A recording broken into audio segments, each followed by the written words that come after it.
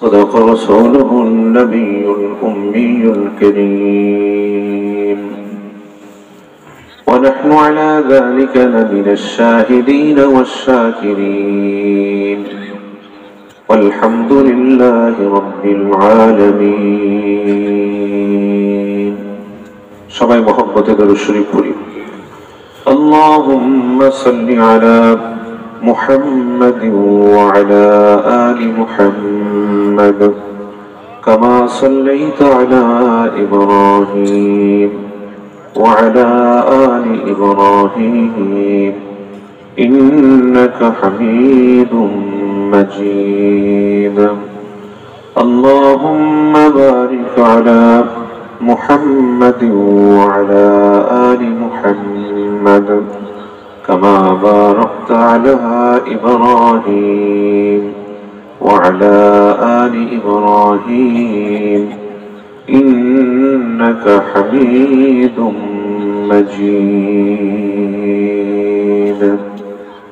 الحمد لله দৈবজ্ঞাতি চৌরাস্তা জামে মসজিদের উন্নয়ন কল্পে আয়োজিত অধ্যক্ষার বার্ষিক ওয়াজ মাহফিলের সম্মানিত শ্রদ্ধাভাজন সদর মজলিস, সম্মানিত সভাপতি, উপস্থিত মুআজ্জাজ মুকাররম হযরত বুজুর্গ উলামায়ে কেরাম, মাহফিলের সম্মানিত প্রধান অতিথি, সম্মানিত বিশেষ অতিথিবৃন্দ, সামনে বসা সম্মানিত মুরব্বিরা, যুবক বন্ধুরা, ছোট ছোট ছেলেরা, পর্দার আড়ালে পর্দার সিন্ধু অর্পণী অবলা সদলা পরহেজগার আমার মা ও বোনেরা, আল্লাহ তাবারক ওয়া তাআলার দরবারে আলিশান লাখ কোটি শুকরিয়া।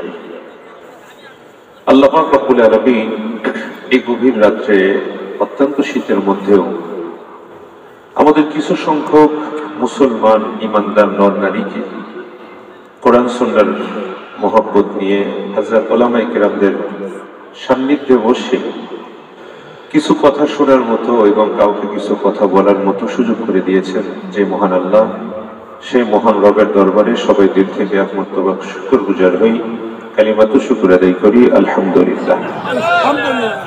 নবীজির প্রতি আবার একমতবা সবাই দিল থেকে ভক্তি ভরা দরুদ ও সালাম প্রেরণ করি সাল্লাল্লাহু আলাইহি ওয়াসাল্লাম। সম্মানিত উপস্থিতি, রাত্রি গভীর হয়েছে, শীতও তুলনামূলক বেশি। আলোচনা অত্যন্ত জরুরি, গুরুত্বপূর্ণ আলোচনা, যুগ উপযোগী আলোচনা আপনারা শুনেছেন। সময় আমি খুব বেশি নেব না, একেবারে মুখতাসার সময়। আমি অত্যন্ত আপনাদের পরিচিত একটি আয়াতে কারিমা, সকলেরই জানা আছে, মুখস্থ আছে প্রায়, একটি আয়াত আহাদিসে নববী থেকে সাল্লাল্লাহু আলাইহি ওয়াসাল্লাম, একটি হাদিস আমি আপনাদের সামনে পড়েছি। অল্প সময়ের মধ্যে আমি যে বিষয়টার উপরে কিছু কথা বলার ইচ্ছা পোষণ করেছি, আমার আলোচনার বিষয় হলো মৃত ব্যক্তিদের হক জীবিত ব্যক্তিদের উপরে। জীবিতদের উপরে মৃত ব্যক্তিদের কি কি হক আছে? আমার কথা বলছেন আপনারা? হক এমন একটি বিষয় যেটা বাধ্যতামূলক আদায় করতে হয়, ঐচ্ছিক কোনো বিষয়কে হক বলে না। খুব খেয়াল করতে হবে। আমি কোনো ভূমিকায় যাচ্ছি না, কেন রাত গভীর, অল্প সময় কথা বলতে হবে। হক কাকে বলে? হক বলা হয় যেগুলি বাধ্যতামূলক আদায় করতে হয়, একজন আর একজনের পাওনা যেটা বাধ্যতামূলক পরিশোধ করতে হয়, এমন বিষয় আদিকে হক বলে, এগুলোকে হুকুকাত বলে। সম্মানিত হাজিরিন, একজন জীবিত মানুষ যেমন জীবিত মানুষের উপরে কিছু হক আছে, তদ্রূপ মৃত মানুষদেরও জীবিত মানুষদের উপরে কিছু কি আছে? হক আছে, যে হকগুলি বাধ্যতামূলক জীবিতদের আদায় করতে হয়। জীবিত মানুষরা যদি সেই হকগুলি আদায় না করেন তাহলে সম্মিলিতভাবে সকলে গুনাহগার হবে। ঠিক আছে তো? সম্মানিত হাজিরিন, হাদিসের মধ্যে আছে হকুল মুসলিম আলাল মুসলিমে খামসুন, পাঁচটি হকের কথা আলোচনা এই হাদিসের মধ্যে আছে। আরো অন্যান্য হাদিস আরো বিভিন্ন হকের কথা বলেছে। তার মধ্যে হতে একটি হক হলো ওয়া ইত্তিবাউল জানাইজ, মুসলমানদের জানাজায় অংশ গ্রহণ করা। জানাজাতে অংশগ্রহণ করা এটা জীবিত ব্যক্তিদের উপরে মৃত ব্যক্তিদের হক। যদি জানাজা কোনো মুসলমানের আদায় না হয়, জানাজা আদায় হওয়ার জন্য বেশি মানুষ লাগে না, 4-5 জন মানুষও যদি হয় জানাজা হয়ে যায়।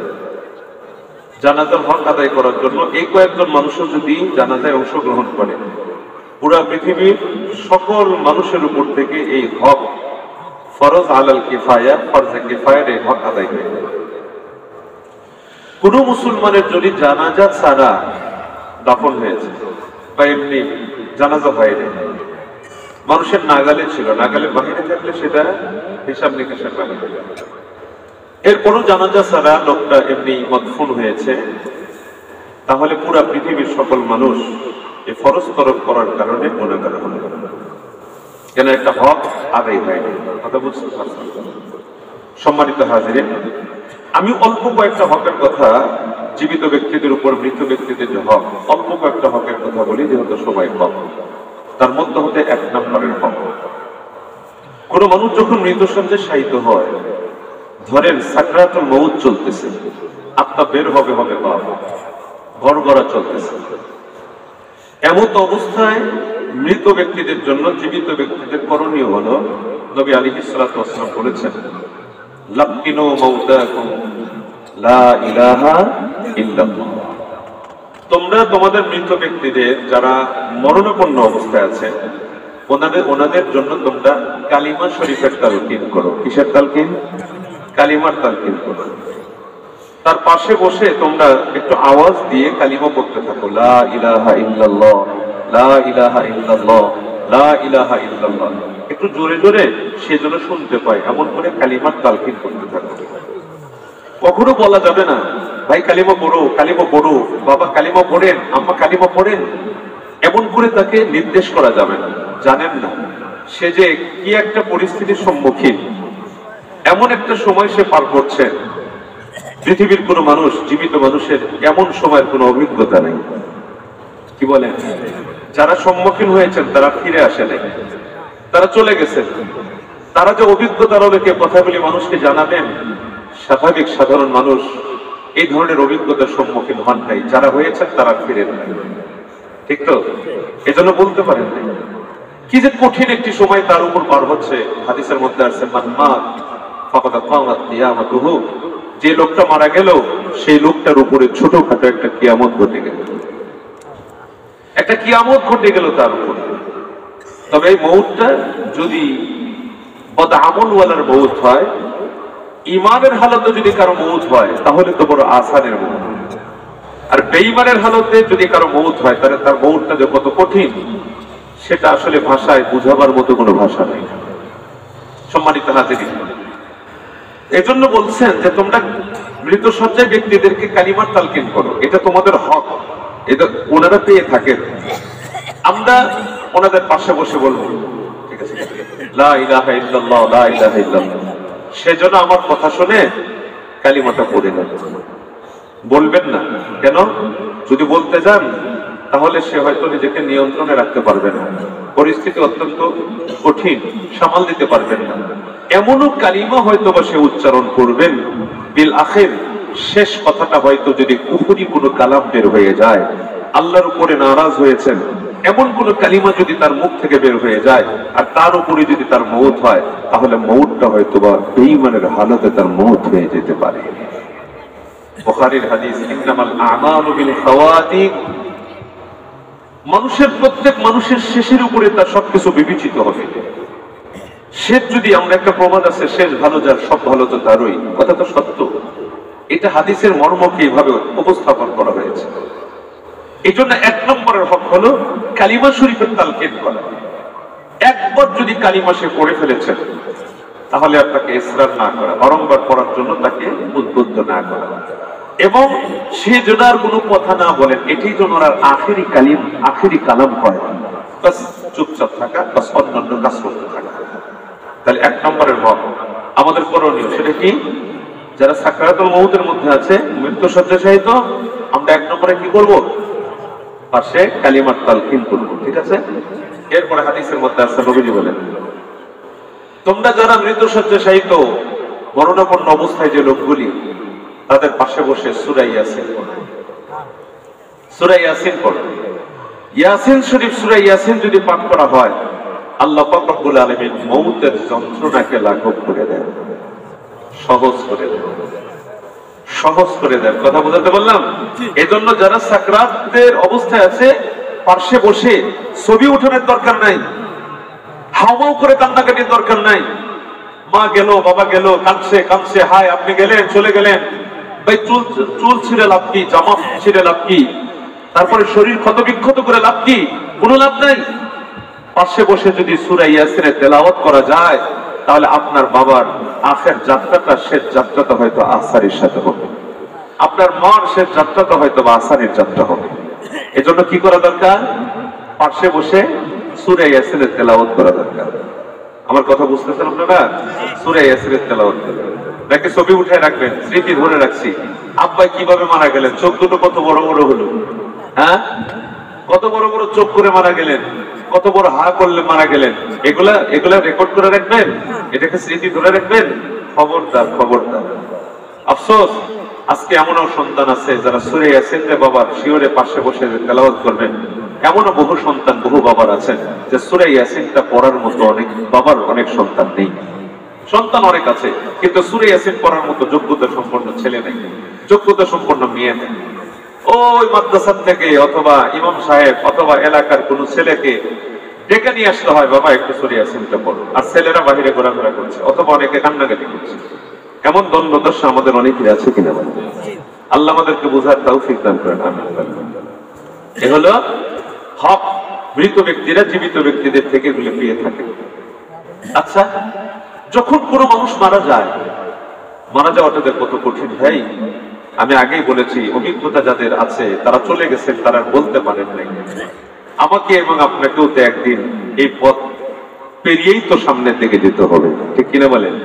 মরণ আছে না নাই? মরতে হবে না নাই? অবশ্যই মরতে হবে। আমাকেও মরতে হবে, আপনাকেও মরতে হবে। বাচ্চার কোনো কায়দা নাই। আগে আর পরে, কয়দিন আগে আর পরে। আখিরাতের তুলনায় এটা আগ আর পর না। আখিরাতের তুলনায় দুনিয়ার 50,000 বছরের সমপরিমাণ আখিরাতের একদিন। 50,000 সানা, 50,000 বছরের সমপরিমাণ দুনিয়ার আখিরাতের একদিন মাত্র হবে। তাহলে 50,000 বছর, আপনি বলেন 5 বছর আগে গেছে, 10 বছর আগে গেছে, আমাদের মনে হয় কতদিন আগে গেল। আমার যাইতে মন চায় না, মনে হয় 40 বছর বয়স, আল্লাহ আরো 40 বছর হায়াত চাই, তাই না? 80 বছর পেলে, কারো যদি 100 বছর হায়াত হয়, তাহলে মনে হয় ওরে বাপরে বাপ, আওয়াজ আরো কম, ওরকম হলো কেন?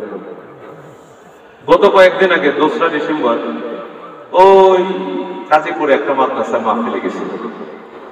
সেই মাহফিলে তিনি সভাপতি। ভদ্রলোককে জিজ্ঞেস করলাম যে বাবাজি বয়স কত? বলতেছে 102 বছর বয়স। বয়স কত? 102 বছর। লোকটা দাঁড়ায় নামাজ পড়ে, আমার পাশে নামাজ পড়ছেন, এখনো দাঁড়িয়ে নামাজ পড়েন, চোখে চশমা নাই, দিব্যি চলতেছেন, হাতে লাঠি নাই, চোখে চশমা নাই, 102 বছর বয়স, চোখ ভালো আছে, দাঁত ভালো আছে, সব ভালো। তো মনে মনে ভাবলাম, হায় আল্লাহ, এই বয়সটা যদি আমরা পাইতাম। আচ্ছা, 102 বছর বয়সে যদি পাই, আখিরাতের একদিনের সামনে 102 বছর বয়স, এটা কি কিছু? আচ্ছা, এই জন্য মৌতের যন্ত্রণা বড় কঠিন। তো মরণের প্রাক্কালে এই আমলগুলি আমরা করব, যাতে করে একজন মুসলমানের আখের যাত্রা যেটা, এটা আসানির সাথে তার যাত্রা হয়ে যায়। ঠিক আছে ইনশাআল্লাহ, এই আমলটা করব, এটা হলো হক। এরপরে কোনো মানুষ যখন মারা যায়, চোখগুলো বন্ধ করা, জবান বন্ধ করা, হাত পা যদি অন্য অবস্থা থাকে সোজা করে দেয়া, পাগুলি টেনে সোজা করে দেয়া। কারণ রক্ত সচল ছিল, চলমান ছিল, শরীর ভালো ছিল, গরম ছিল, যেদিকে নিচ্ছেন সেদিকে গেছে। কিছুক্ষণ পরে কিন্তু কি হয়ে যাবে? শক্ত হয়ে যাবে। চোখ যদি খোলা থাকে বন্ধ হবে না, ঠোঁট যদি খোলা থাকে বন্ধ হবে না, এটা রাসূলের সুন্নাত। হাত যদি বাঁকা থাকে বাঁকাই থেকে যাবে, সোজা হবে না। মানুষ এটা বোঝে না রে। কিসের এত বড়াই, কিসের এত গর্ব, কিসের এত এই দুনিয়ার জীবনটা নিয়ে এত কিছু? আমার তো 60 বছরের জীবনে মূল না, আমার অনন্তকালের জীবন জয় করাটাই হলো আমার জীবনের একমাত্র লক্ষ্য আর টার্গেট। বুঝছেন না? বুঝেন না? এই 60 বছরের জীবনে কোন একটা অবস্থানে যাওয়া, এটাই তো আমার মূল না। আমার মূল টার্গেট জীবনে এই 60 বছরের জীবনকে ব্যবহার করে অনন্তকালের জীবন জয় করা, এটাই হলো আমার জীবনের লক্ষ্য। قد أفلح من تزكى وذكر اسم ربه فصلى بل تؤثرون الحياة الدنيا والآخرة خير وأبقى والآخرة خير وأبقى إن هذا لفي الصحف الأولى صحف إبراهيم وموسى الله के बंदरे বুঝো না, এখনো বুঝলে না? ওয়াল আখিরাতু খায়র ওয়া আবকা। এখানে দুইটা বিশেষণ আছে। ওয়াল আখিরাতু খায়র, দুনিয়ার তুলনায় আখিরাত উত্তম। ওয়া আবকা, দুনিয়া ক্ষণস্থায়ী, আখিরাত চিরস্থায়ী। আখিরাতের শুরু আছে, মগর আখিরাতের শেষ নাই। দুনিয়ার শুরু আছে, দুনিয়ার শেষও আছে।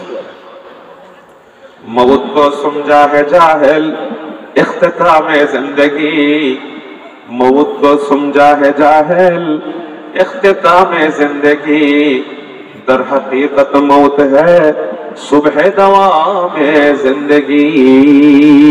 ভাই পাগল, তোমরা মনে করছো যে মৌতটা হলো তোমার জীবনের পরিসমাপ্তি?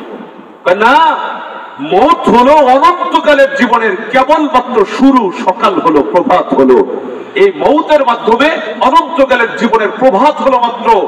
যেই জীবনের সকাল হতে জানে, যেই জীবনের কখনো দুপুর নামে না, দুপুর নামে না, সন্ধ্যা গড়ায় না, যেই জীবনের কখনো রাত হয় না, যেই জীবনের শুরুই হতে জানে, এমন একটা জীবন আমার সামনে, আপনার সামনে আছে, অপেক্ষায় আছে। ঠিক কিনা বলেন?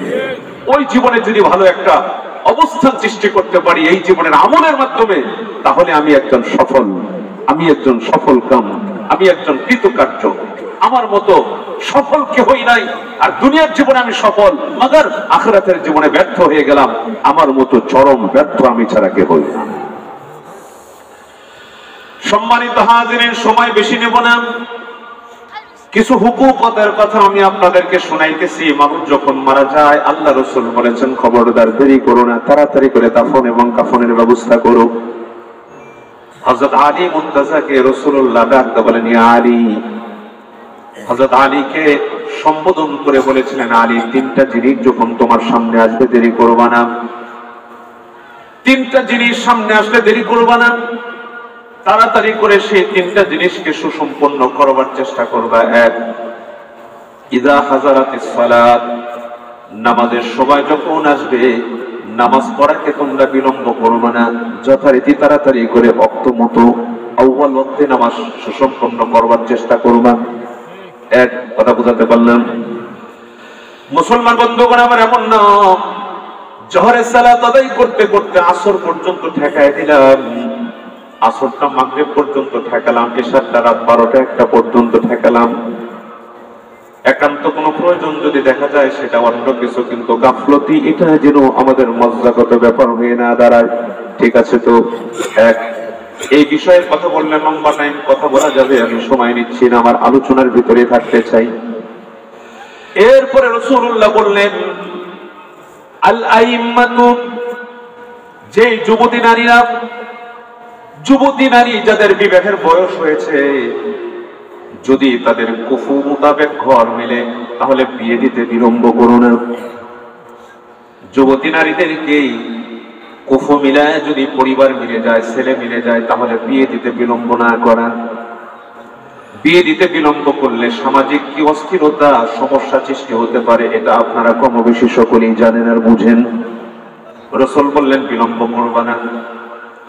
3 নাম্বার, আল্লাহ রাসূল বলেন, ইদা হাজারাতিল জানাজা, জানাজা যখন হাজির হয় দেরি করিও না, তাড়াতাড়ি করে জানাজার ব্যবস্থা করো।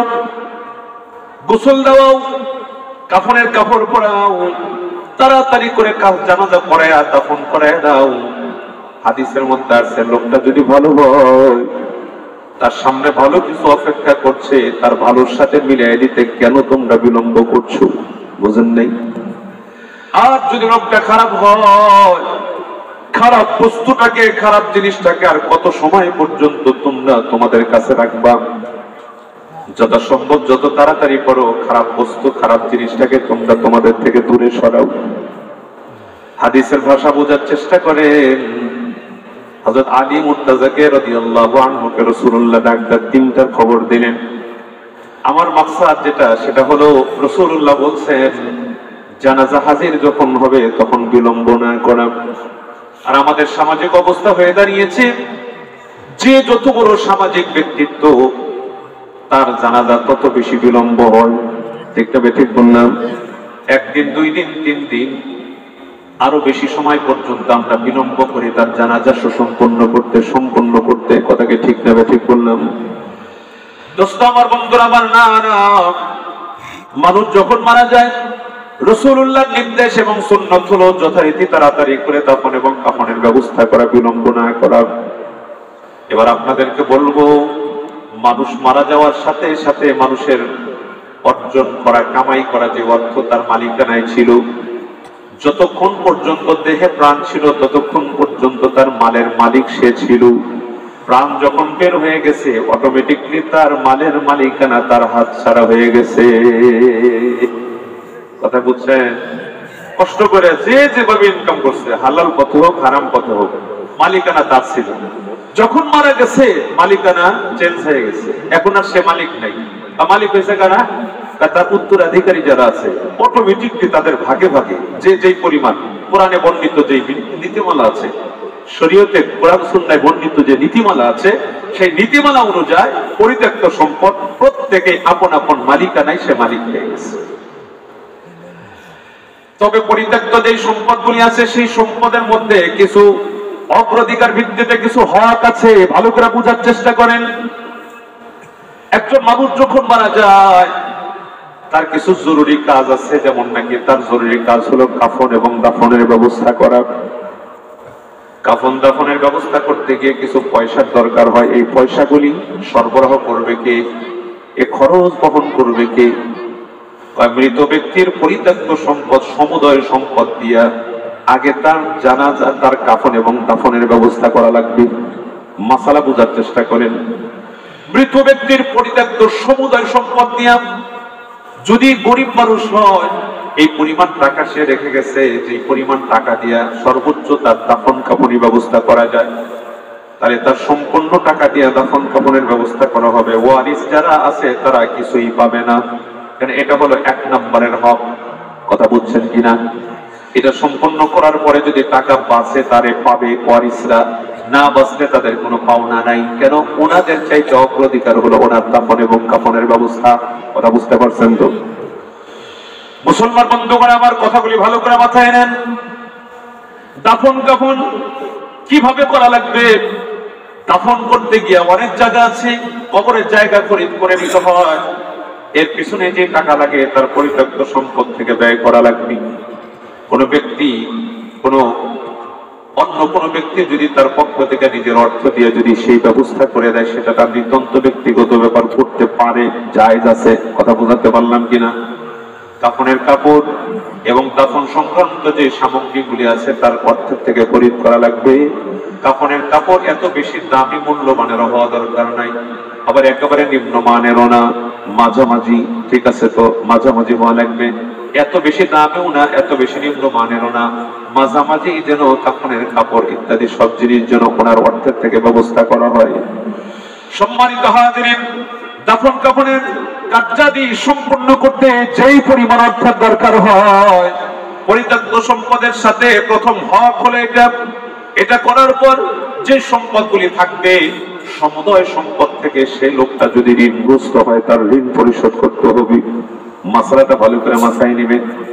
আজকে আমাদের সমাজে দেখা যায় পরিত্যক্ত সম্পদ থেকে আমরা দাফন কাফন করি বলি, কিন্তু এরপরে আমাদের নেশা হলো ফাতিহা খানি করা, ফয়তা করা। আছে? কথা কয় না? কথা বলেন না কেন?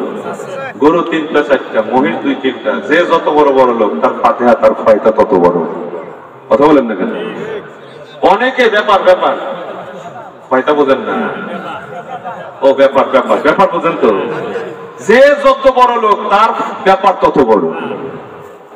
আমি তো আপনাদের রায়গঞ্জের তো কোনায় কোনায় তো আমার যাওয়া আসা আছে, আমি চিনি না জানি না তা না, কত ব্যাপার দেখছি, বহু ব্যাপার দেখা আছে আমার।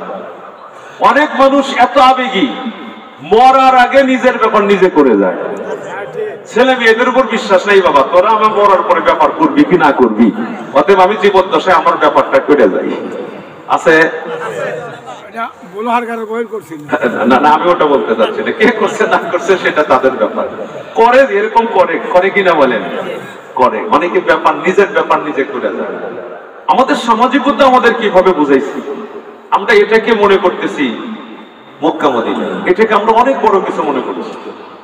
অথচ এর চাইতে গুরুত্বপূর্ণ বিষয়, এমনও বহু মানুষ আছে দোকানে ঋণ করছে, অমুক জায়গা থেকে কিস্তি উঠাইছে, অমুক জায়গায় ঋণ করছে, বিভিন্ন জায়গা থেকে ঋণ করে খাইছে, কথা বুঝেন নাই, সে ঋণ পরিশোধ করার কোনো খবর নাই, অথচ ব্যাপার নিয়ে সে মহা ব্যাপার সাজায় ফেলছে। কথা বুঝছেন না বুঝেন? মনে রাখবেন আল্লাহ রাসূল ঋণগ্রস্ত ব্যক্তিদের জানাজাতেই নবীজি যায় নাই। নবীজি বলছেন যে বলো তার ঋণ আছে কিনা, ইয়া রাসূলুল্লাহ না তার কোনো ঋণদার নাই। ঠিক আছে চলো জানাজা পড়ে। যদি বলছে তার ঋণ আছে, তোমরা জানাজা পড়ো, আমি পড়বো না। আজকের মানুষ ঋণকে এত সহজ মনে করে, ঋণ পরিশোধ করাকে কিছুই মনে করে না। দোকানে বাকি খাইছে, প্রথম ভালোই দেখাইছে, ভালোই লেনদেন খুব ভালো, লেনদেন খুব ভালো, দোকানদার মনে করছে লোকটা ভালোই হবে, খারাপ না, কিন্তু এমন মায়ের দেওয়া দিছে শেষে যে দোকানদারকে সাঙ্গে উঠাইছে। কথা বলা, আমি কিছু খাস বাংলা বলতেছি, দোকানদারকে সাঙ্গে উঠাইছে, দোকানদার শেষে সালাম পাতে হারায়া দেশ ত্যাগ করতে বাধ্য হয়েছে। মানুষের মুআমালাত, মানুষের মুআশারাত এত নিম্নমানের হয়ে গেছে, আল্লাহ রাসূল বলে হায় হায় হায়, আজীব ব্যাপার। মুআমালাত মুআশারাত মানুষের থাকবে আয়নার মতো পরিষ্কার, আয়নার মতো পরিষ্কার, ঝকঝকা চকচকে থাকতে হবে। একজন ক্লিন মুসলিম যদি ইমানদার, নিজেকে ইমানদার ভাবে হিসাবে যদি নিজেকে প্রতিষ্ঠিত করতে চায়, তার মুআমালা এবং তার মুআশারাত, সামাজিকতা, লেনদেন নির্ভেজাল না থাকা পর্যন্ত একজন মানুষ পূর্ণাঙ্গ মুমিন আর মুসলিম হতে পারে। আপনারা ইসলামকে শুধুমাত্র ইবাদতের মধ্যে সীমাবদ্ধ করলেন, কি ব্যাপার? ইসলামকে শুধু 5 ওয়াক্ত নামাজের মধ্যে সীমাবদ্ধ করলেন? ইসলামের মুআমালাত এটা অত্যন্ত গুরুত্বপূর্ণ একটা সাবজেক্ট।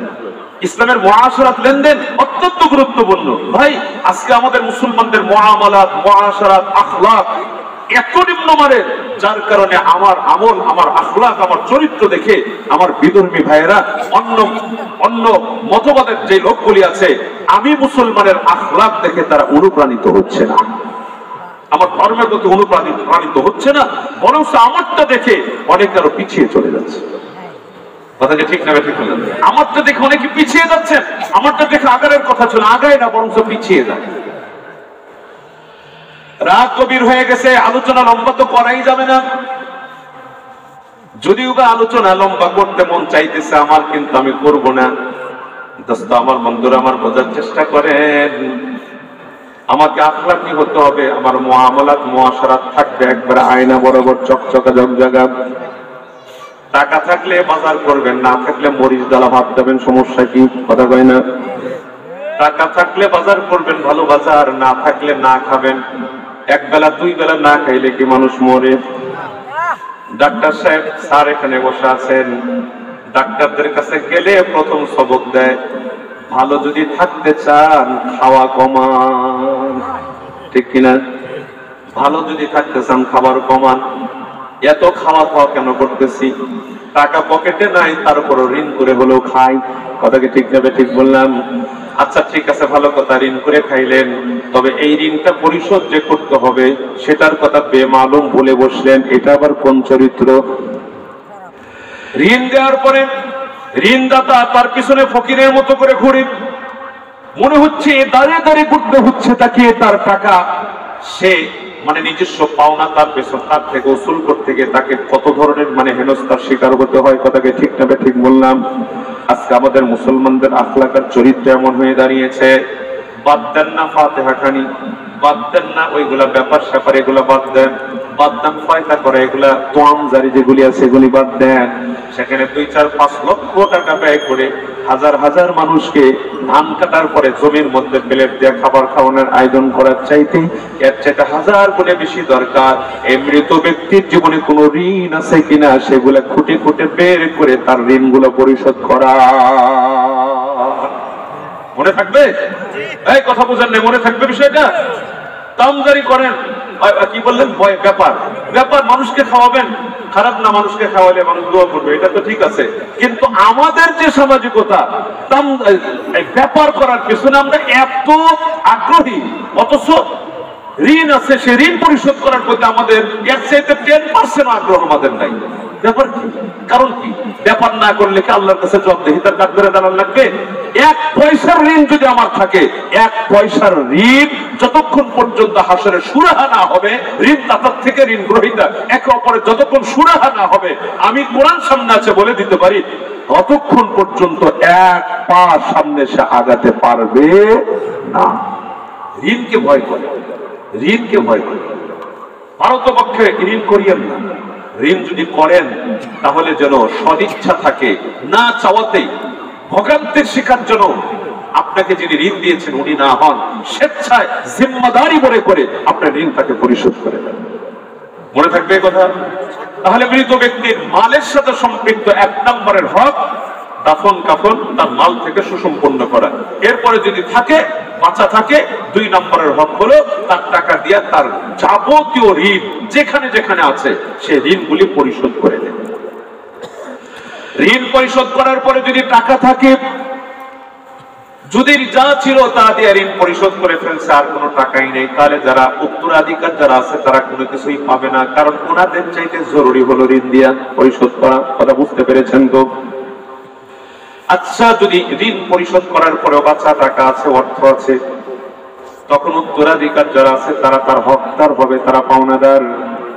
কিন্তু মৃত ব্যক্তি যদি মরণের আগে ওসিয়ত করে যায়, ওসিয়ত যদি করে যায় তাহলে তার ওসিয়ত পূরণ করা লাগবে। তার পরিত্যক্ত সম্পদের 1/3 অংশ থেকে তার ওসিয়ত পূরণ করা লাগবে। মাসালাগুলি ভালো করে মনে রাখবেন। এই মাসালার বয়ান অনেকেই করার চেষ্টাও করে না। কথা বুঝতে পারছেন তো? আমি একটা ক্লাসের মতো করে আপনাদেরকে বলতেছি, বোঝার চেষ্টা করেন। দোস্ত আমার, বন্ধুরা আমার, বলেছিলাম দাফন কাফন ঋণ পরিশোধ করার পর বাদবাকি যে সম্পদ থাকবে সেই সম্পদকে ওই মৃত ব্যক্তি যদি মরার আগে কোনো ওসিয়ত করে যায় তাহলে তার পরিত্যক্ত সম্পদকে 3 ভাগ করবে। 3 ভাগ করে বাধ্যতামূলক 1 ভাগ থেকে তার ওসিয়ত পূরণ করবে। মনে রাখবেন, 1 ভাগ থেকে তার ওসিয়ত পূরণ করবে। এখন যদি দেখা যায় 1 ভাগ দিয়ে ওসিয়ত পূরণ করা সম্ভব হয় না, আরো বেশি টাকা লাগে, ওয়ারিসরা বাধ্য না। তবে যদি বলে বাবাই যেহেতু করে গেছেন, আমাদের অংশের থেকে কিছু টাকা এখানে ইয়াদ করে সেই টাকা দিয়ে আমরা তার ওসিয়ত পূরণ করি, এটা বাবার জন্য ভালো হবে, ওনাদের জন্য ভালো হবে। তবে যদি ওনারা না চান তাহলে এখানে করার কিছুই না। 1/3 অংশ সম্পদ থেকে ওনার ওসিয়ত পূরণ করা লাগবে। আর ওসিয়ত যদি না থাকে তাহলে প্রথম 2টা হক আদায় করার পর বাকি যে টাকাগুলি আছে এই টাকা ওনারা যারা উত্তরাধিকার আছে ভাগ করে নিবে। দোস্ত আমার, বন্ধুরা আমার, শুধু টাকা না, ওনার পরিত্যক্ত যত সম্পদ আছে সব সম্পদ পরস্পরে বন্টন করে নিবে। বন্টনের যে নীতিমালাগুলি আছে সবগুলি ফলো করে বন্টন করা লাগবে। দোস্ত আমার, বন্ধুরা আমার, আজকে আমাদের সমাজে অনেক জায়গায় দেখা যায় ভাইয়েরা অনেক সময় বোনদেরকে বাবার পরিত্যক্ত সম্পদ না দিয়ে তাদেরকে ফাঁকি দেয়। দেয় কিনা? কথা বুঝেন নাই? দেয় না? দেয় না? দেয়। দেখা যায় ভাইয়েরা বোনদেরকে ফাঁকি দিছে, ভাইয়েরা ভালো ভালো অংশ নিছে, বোনদেরকে ওই যে মাঠের তলায় যেখানে সব সময় পানি আর পানিতে ডুবে থাকে, বোনদেরকে বলে তোমরা ওই জায়গা নাও। এরা রাস্তার ধারে যে দামি দামি জায়গাগুলো আছে সেগুলো তারা ভোগ করে। কথা বুঝাতে পারলাম কিনা? অথবা লামসাম অল্প টাকায় বোনদেরকে ফাঁকি দেয়া, দলিল করে নেওয়ার চেষ্টা করে। কথাকে ঠিক না ঠিক বললাম? বলে পায়ে হাত দিয়ে বলি, দোস্ত এমন কাজ কখনো করিয়েন না। দুনিয়ার জীবনই মূল না, আখিরাতের জিন্দেগি আমার আপনার সামনে আছে। কাদের জন্য এগুলি করে যাচ্ছেন? কয়দিনের জন্য করে যাচ্ছেন? ওয়ারিস টাকায় ওয়ারিসদেরকে ফাঁকি দিয়ে এমনটা কখনো করার চেষ্টা করিয়েন না। আছে কিন্তু অনেকেই, অনেক মামারা এমন আছে ভাগ্না ভাগ্নিদেরকে বড় ভালোবাসে। কতদিন পর্যন্ত ভালোবাসে? মা যতক্ষণ পর্যন্ত মামাদের থেকে জমি জমা বের না করে নেয় ততদিন পর্যন্ত আম কাঁঠালের দাওয়াত সহ শীতের দিনে দুধের পিঠার শীত পিঠার দাওয়াত ভালো করে খাওয়ায়। বোঝেন না? কইয়ের চাল দা কই ভাজে, তেল আরো বাঁচা থাকে। কথা বুঝছেন কিনা বলেন? কখনো যদি বলে ভাই বাবা মারা গেছে অনেকদিন আগে, মা মারা গেছে, ওনাদের পরিত্যক্ত সম্পদের যে অংশটা আমি পাই, আমি বোন হিসেবে যা পাই, আমি মা বাবার সন্তান হিসেবে যতটুকু পাই অতটুকু আমারে বুঝাইয়া দাও। চাইলো ক্যান্সার আমার সাথে সাথে দেখবেন বড় ভাই আর অন্যান্য ভাইদের চেহারা কালা হয়ে গেছে, আমাবস্যার রাতের মতো অন্ধকার। এবার আর বোনের সাথে কোনো পরিচয় নেই, কথাও নাই। কথা বুঝাইতে পারলাম কিনা? ব্যাপার কি? চোখ মুখ কালা করলেন কেন? ও কি আপনারটা চাইছে না ওর হক চাইছে? এই কথা বলেন, ওর হক চাইছে কিনা? তো অন্যের হক অন্যের বুঝাই দিবেন, এটা আপনার সমস্যা কি? আপনার থেকে তো উনি চায় নাই। এমন ভাইরা এমন মামারা আমাদের সমাজে আছে না নাই? কথা কয় না? আছে না নাই? আছে, আছে। এমন ফাঁকিবাজি আর ঠকবাজি করে লাভ নাই। ঠকবাজি করবেন তো ঠকবাজির তালে আর আপনিও করবেন। কথা বোঝেন নাই? অনুরোধ করব, পরিত্যক্ত সম্পদ যার যে হক, সেই হক তাকে ন্যায্য হক, ন্যায্য অধিকারে তারে বুঝাইয়া দেন। আমার বন্ধুরা, আমার আজকে আমাদের সমাজের নয় ছয় করার কারণে কিন্তু এই সমস্যা। আমি আপনাদেরকে আগে বলেছি, ইসলাম সমাজে আছে বটে, কিন্তু শুধু নামে আছে, ইসলামের কাম নাই। কোরআন আমাদের সামনে আছে, তবে কোরআনের উপর আমল নাই। হাদিস আছে বটে, হাদিসের উপর আমাদের আমল নাই। যার কারণে দেখা যায় কোরআন তো আপন জায়গায় বড় হক সত্য, হাদিস তো আপন জায়গায় সত্য, কিন্তু মুসলমানদের আমল কোরআন এবং হাদিসের সাথে কোনো মিল নাই। হাজার হাজার কিলোমিটারে দূরে অবস্থান করি আমরা মুসলমান। কথাকে ঠিক তবে ঠিক বললাম বলেন? মুসলমান বন্ধুগণ আমার, রাত গড়িয়ে যাচ্ছে, আমি আর লম্বা সময় নেব না, ইতিমধ্যে রাত 12টা পার হয়ে গেল। ভালো করে বোঝার চেষ্টা করেন, অল্প সময়ের মধ্যে আপনাদেরকে বিদায় করব। বাস্তব একটা কথা আপনাদেরকে শোনায়। আল্লামা মনজুর নোমানী রহমাতুল্লাহ আলাইহি উনি ওনার বক্তব্যে কথাটা উঠে নিয়েছেন। আমাদের পার্শ্ববর্তী দেশ মানে ভারতের একটি প্রদেশ লখনৌ প্রদেশের একটি বিশ্ববিদ্যালয়, লখনৌ বিশ্ববিদ্যালয়। এই বিশ্ববিদ্যালয়ের নাম আমরা অনেকেই জানি। এই বিশ্ববিদ্যালয়ের আইন বিভাগের একজন প্রফেসর ছিলেন, নাম হলো চৌধুরী নাঈমুল্লাহ। আল্লাহর বান্দা ব্রিটেন থেকে আইনের উপর লেখাপড়া করে এখানে সে শিক্ষকতা করে। শিক্ষকতার পাশাপাশি অবসর নেয়, মানে মানুষদেরকে কালিমার দাওয়াত দেয়, দাওয়াত ও তাবলীগের কাজ করে। কুলু লা ইলাহা ইল্লাল্লাহ তুফলিহুন, কালিমা পড়ে মুসলমান হও, সফল হতে পারবা। দোস্ত আমার, বন্ধুরা আমার, উনি কালিমার দাওয়াত দেয়। ওনার একই বিশ্ববিদ্যালয়ে আরেক বিভাগের আরেকজন প্রফেসর ভদ্রলোক ছিলেন, হলো অমুসলিম হিন্দু ভদ্রলোক, কিন্তু লোকটা অত্যন্ত ভালো মানের লোক ছিলেন, আমল আখলাক বড় ভালো ছিল, কিন্তু তার ভেতরে ঈমান ছিল না। একদিন চৌধুরী নাঈমুল্লাহ ডাক দিয়ে বললেন, ভাই আপনার ভেতরে সব আছে কিন্তু কালিমা নাই, আপনার ভেতরে ঈমান নাই, এই শূন্যতা আপনার ভেতরে আছে। আপনি যদি কালিমাটা পড়ে নেন, ঈমান আনেন, তবে এই শূন্যতা থাকবে না, শূন্যস্থান পূরণ হয়ে যাবে। কালিমার দাওয়াত আপনারা দিলাম, কালিমাটা পড়েন। দোস্ত আমার, বন্ধুরা আমার, আল্লাহর বান্দা হিন্দু তখন ডাকতে বলে, আমি তো ও চৌধুরী নাঈমুল্লাহ সাহেব, আপনি দাওয়াত দেওয়ার আগে আপনাদের ধর্মীয় গ্রন্থ কোরআন এবং সুন্নাহ অধ্যয়ন করা আমার আছে। কোরআনের পৃষ্ঠায় পৃষ্ঠায় আমার ঢুকে আছে, এমন কোনো পৃষ্ঠায় নাই যেটা আমি অধ্যয়ন করি না। কোরআনের পৃষ্ঠায় যত ঢুকি, যত মুতালা করি, যত অধ্যয়ন করি, ততই আমার কাছে আপনাদের দ্বীনের হক্কানিয়ত, আপনাদের দ্বীন যে সত্য, সেটা আমার কাছে একেবারে দিবালোকের মতো স্পষ্ট হয়। কোরআন যত পড়ি ততই আপনাদের ধর্মের প্রতি আমি অনুপ্রাণিত হই, দুর্বল হয়ে যাই। হাদিস যতই পড়ি ততই দুর্বলতা আমার ভেতরে আসে। আমি মনে মনে স্থির করি আমার ধর্ম চেঞ্জ করে আপনার ধর্মে দীক্ষিত হব, কিন্তু দোস্ত আমি পারতেছি না। আপনাদের মুসলমানদের বাস্তব জীবনের আমল যখন আমি ফলো করি, তখন দেখি কোরআন এবং হাদিসের সাথে আপনাদের মুসলমানদের আমলের কোনো মিল নাই। কোরআন কোথায়, আপনাদের মুসলমানদের জীবন কোথায়? হাদিস কোথায়, আপনাদের মুসলমানদের জীবন কোথায়? বহু দূরে অবস্থান করছে, দুটার মাঝে হাজার হাজার কিলোমিটারের ব্যবধান আছে। কথা বুঝাতে পারলাম কিনা বলেন? মুসলমান, কথাগুলি ভালো করে বোঝার চেষ্টা করেন। আমি মুসলমান, আমার আখলাক, আমার মুআমালাত, আমার মুআশারাত দিয়া আমি আমার প্রতিবেশী হিন্দু ভাই কোনো প্রাণিত করতে পারি নাই। আমার প্রতি সে দুর্বল হয়ে তো একবার হাত বাড়ায় দিল না। ভাই আপনার ধর্ম আমার কাছে ভালো লাগে, হাতটা বাড়ায় দিলাম, কালিমা পড়ে মুসলমান বানায় এলাম, এমন নজির তো আমার নাই। অথচ আমার প্রতিবেশী 50 বছর হলো আমার পাশে বসবাস করে, আমি তাকে দুর্বল করতে পারি নাই আমল দেখায়া, আমার আখলাক দিয়ে তাকে দুর্বল করতে পারি নাই। পক্ষান্তরে এমন আছে, এমন বহু নজির দেখা যায়। আপনা মুসলমানদের সন্তানদেরকে তারা ছবল মেরে ধরে নিয়ে চলে যাচ্ছে, তারা তাদের মতো বানাইতে পারছে, কিন্তু ওদেরকে আমরা আমাদের মতো বানাইতে পারতেছি কম। কথাটা ঠিক না ঠিক বললাম বলেন? চৌধুরী নাইমুল্লাহকে ডাকতে বলে, ভাই আমি বাস্তব একটা উদাহরণ আপনারে শোনাই। ঘটনাটা হলো, আমার বাড়ির সামনে একটা ছোট্ট নদী বহমান, ফ্রেশ সুন্দর পানি সেই নদীতে চলে। আমাদের হিন্দু জাতি গোষ্ঠীর মেয়ে লোকেরা সেই নদীতে গোসল করার জন্য যায়, যুবতী আধা বয়সী নারীরাও সেখানে গোসল করতে যায়। কারো গায়ে অনেক সময় কাপড় একটু খোলামেলাও থাকে, এগুলাকে দর্শন করার জন্য, দেখার জন্য, উপভোগ করবার জন্য নদীর পারে শানবান্ধা ঘাট আছে, তারপরে রাস্তা করা আছে। ওই রাস্তার উপরে বসে বসে অনেক যুবক ছেলেদেরকে আমি নিজে দেখেছি এদেরকে উপভোগ করতে। আমি এই রাস্তায় চলাফেরা করি, হাঁটাহাঁটি করি, আমি আর চোখে সেগুলাকে নিরীক্ষণ করবার চেষ্টা করেছি। এই যুবতী অর্ধলঙ্গ নারীদেরকে তারা দেখছে, তারা তাদেরকে মানে অর্ধলঙ্গ নারীদেরকে দেখে তারা এখান থেকে উপভোগ করছে কারা। আমি দেখেছি, হিসাব করে দেখছি, এখানে বসে বসে যারা দেখে তাদের অধিকাংশ দর্শক হলো আপনারা মুসলমানদের ছেলেরা। কথা বুঝাতে পারলাম কিনা বলেন? আমি দেখেছি আপনাদের মুসলমানদের ছেলেরা এই কাজগুলা বেশি করে। আমি আপনাদের কোরআন হাদিস পড়ার পরে অত্যন্ত দুর্বল হই ধর্মের প্রতি, কিন্তু আপনাদের মুসলমানদের আমল দেখার পরে কেমন যেন পিছায়া যায়। এই জন্য আমি কালেমা পড়তে পারছি না। তু কুজাও সুন্নতে আহমদ কুজা, তু কুজাও সুন্নতে আহমদ কুজা, বা মুহাম্মদ कैबुआद निस्बुत्तरा रह गया उसमें आजा रूहे बिला लीना रही फलसफा रह गया तलकीने कजा लीना रही। আজান তো এখনো হয়, কিন্তু বিলালের সেই কণ্ঠ খুঁজে পাওয়া যায় না। কথা বুঝাতে পারলাম কিনা বলেন? কোরআন তো এখনো আছে, সাহাবায়ে কেরামদের মতো আদর্শ কোরআনের ধারক বাহক এখন আর খুঁজে পাওয়া যায় না।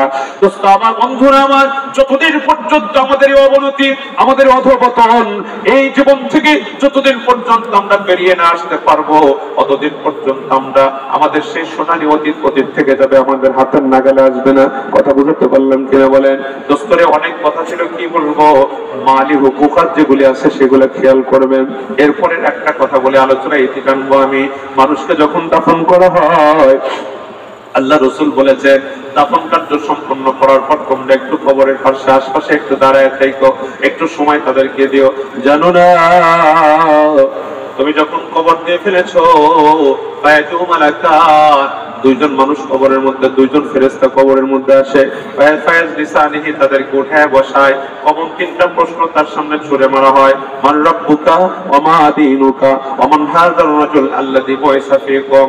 ঈমানদার যদি হয়, সাথে সাথে উত্তর দেব রব্বি আল্লাহ, দীনি আল ইসলাম ওয়া মুহাম্মাদুর রাসূলুল্লাহ সাল্লাল্লাহু আলাইহি ওয়াসাল্লাম। ফলশ্রুতিতে আল্লাহ পাক রব্বুল আলামিন বলবেন, আফরিশুহু মিনাল জান্নাহ, জান্নাতের বিছানা তার পিঠের নিচে বিছায়া দাও। ওয়ালবিসুহু মিনাল জান্নাহ, জান্নাতি পোশাক পরায়া দাও। আফতাহু লাহু বাবাম মিনাল জান্নাহ, জান্নাত থেকে তার কবর পর্যন্ত একটা দরওয়াজা খুলে দাও। বিপরীত যদি হয়ে যায় তাহলে কিন্তু এরকম হবে না।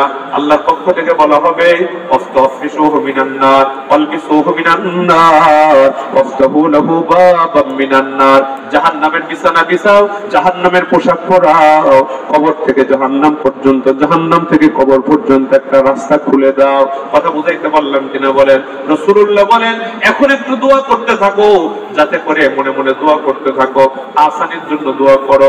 কারণ এমন একটা মহাসমুদ্র তাকে পার হওয়া লাগতেছে, যে মহাসমুদ্র পার হতে হচ্ছে তাকে, অথচ তার পাশে কেউ নাই, তার কোন সামানা বলতে দুনিয়াতে যা সংগ্রহ করেছিল তাই, আর যদি সংগ্রহ না করছে, তার মতো বড় মিসকিন, বড় অসহায় সে ছাড়া আর কেউই নাই। কথা বুঝাইতে পারলাম? আল্লাহ আমাদের সবাইকে সহি বুঝ দান করেন, আমিন বলেন। মরণ আমাদের সামনে আছে, মরণের প্রস্তুতি নেওয়াটাই হবে আমাদের সাহেবা আকল আর জ্ঞানী মানুষদের কাজ। আমরা যদি সে প্রস্তুতি না নিতে পারি, ভাই সত্যি বলছি, তাহলে আমাদের কেমন পস্তাতে হবে, যেটা আর নতুন করে জীবন যেহেতু ফেরত পাওয়া যাবে না, আর নতুন করে জীবন সাজানোর কোনো সুযোগও থাকবে না। এই জন্য সম্মানিত হাজিরিন, মসজিদের মাহফিল ছিল, আমলের জায়গার মাহফিল ছিল। আমি সেজন্যই বললাম যে আমার ঈমান যেন মজবুত হয়, আমার হুকুকাতগুলি, সব বিষয়াদিগুলি যেন ফ্রেশ থাকে, নির্ভেজাল থাকে, কোনো জায়গায় যেন কোনো ঝামেলা না বাজায়। মালি হুকুকাতগুলো ঠিকঠাক মতো আদায় করার চেষ্টা করব, কোনো অর্থের কোনো খেয়ানত করব না, কোনো মালের কোনো খেয়ানত করব না। কথা বুঝাতে পেরেছি তো ইনশাআল্লাহ? কথা বুঝতে পেরেছেন তো? এবং মৌতের জন্য যেন আমরা পূর্ণাঙ্গ প্রস্তুতি নিতে পারি, আমাদেরকে যেন আখিরাতে একেবারে বুক ফুলে যেন আমরা সামনের দিকে যেতে পারি। আশা রাখবো ইনশাআল্লাহ আল্লাহ যেন আমাদেরকে আসানির সাথে পার হওয়ার ব্যবস্থা করেন। আমিন বলেন আল্লাহুম্মা আমিন। ও বাবা, এই শীতের মধ্যেও মা বোনেরা করবো না, তাই নাকি? মাশাআল্লাহ।